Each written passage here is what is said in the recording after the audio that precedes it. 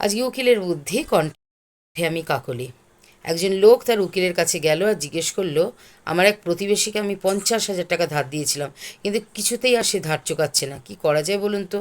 উকিল বলল, আপনি যে ধার দিয়েছিলেন তার কোনো প্রমাণ আছে? লোকটি বলল, না।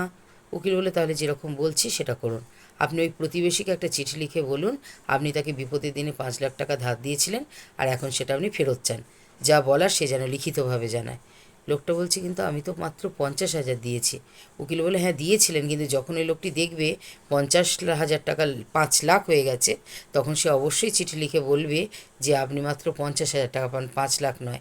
আর ওটাই হবে আপনার একমাত্র প্রমাণ। বাহ, দারুণ। আজকে উকিলের বুদ্ধি কণ্ঠে আমি কাকলি।